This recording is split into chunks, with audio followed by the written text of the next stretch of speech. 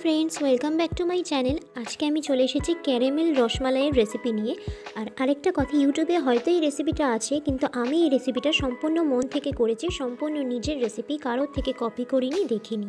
তাই এই রেসিপিটা কিন্তু আমার কাছে খুব স্পেশাল। তাই এই স্পেশাল রেসিপিটা আমি তোমাদের সাথে শেয়ার করব। এই একই রেসিপিতে তোমরা রসগোল্লা আর রসমালাই দুটোরই রেসিপি পেয়ে যাবে। তো চলো ভিডিওটা তাড়াতাড়ি শুরু করা যাক। আর এটা খেতে জাস্ট দুর্দান্ত হয়েছিল। প্রথমে আমি 1 লিটার দুধের কিছুটা ছানা নিয়ে ভালো করে জল ঝরিয়ে রেখেছিলাম। এখন হাতের রিস্টটা দিয়ে ছানাটাকে খুব ভালো করে মেখে নেব। তোমরা সবাই জানো ছানা কী করে তৈরি করতে হয়। ছানা কী করে তৈরি করতে এর ভিডিও কিন্তু আমার চ্যানেলে দেওয়া আছে। তো ছানাটাকে খুব ভালো করে আমি মেখে নিয়েছি, দেখতেই পাচ্ছ একদম স্মুথ করে মেখে নিয়েছি। এবার এখান থেকে ছোট ছোট অংশ নিয়ে আমি নকুলদানার মতো ছোট ছোট গোল গোল করে রাখবো। একটা ব্যাপার তোমরা খেয়াল রাখবে, এই বলগুলো যখন করবে দেখবে বলের গায়ে যেন কোনোভাবেই কোনো ক্র্যাক না থাকে, মানে কোনো ফাটার দাগ যেন না থাকে, তাহলে কিন্তু যখন শিরায় দেবে এগুলো ভেঙে যাবে। তাই হাত দিয়ে ভালো করে অংশগুলোকে একটুখানি মেখে নিয়ে খুব স্মুথ করে এটাকে গোল করবে, যাতে এর মধ্যে কোনো ক্র্যাক বা দাগ না থাকে। তো দেখো ছোট ছোট অনেকগুলো কিন্তু হাট্টিমা টিমের ডিম আমার তৈরি হয়ে গেছে।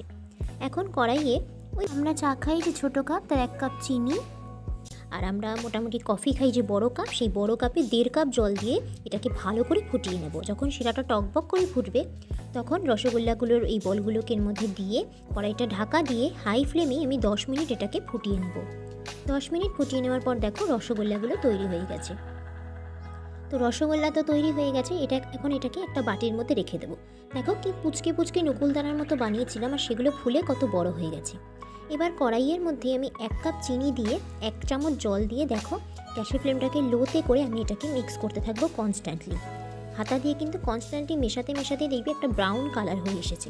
ঠিক যখন দেখবে একটা হালকা ব্রাউন কালার হয়ে এসেছে সেই পর্যায়ে কিন্তু এর মধ্যে 1 চামচ বাটার দিয়ে দেবে।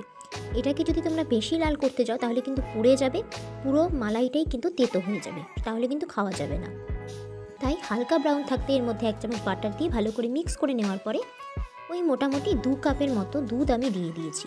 মানে আমরা চা খাই যে কাপ, সেই কাপের ওই 3 কাপের মতো, বা বড় কাপ হলে 2 কাপের মতো দুধ দিয়ে একটু ফুটিয়ে নেওয়ার পরে এর মধ্যে 3 চামচ গুঁড়ো দুধ দিয়ে ভালো করে মিশিয়ে নিয়েছি।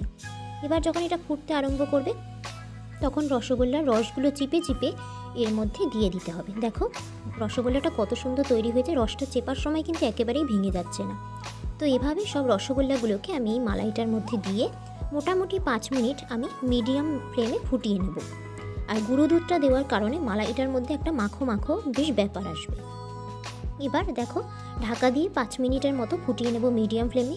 এবার এটাকে কিছুটা ঠান্ডা করে নেওয়ার পরে এটাকে ফ্রিজে আমি ওভারনাইট রেখে দেবো, যাতে এই ছোটো ছোটো রসগোল্লাগুলো পুরো রসটাকে সোক করে একদম ফুলে ফুলে ওঠে। দেখো বাটি ভরে উঠেছে, মালাইটার কিন্তু বেশিরভাগটাই এই রসগোল্লাগুলো টেনে নিয়েছে।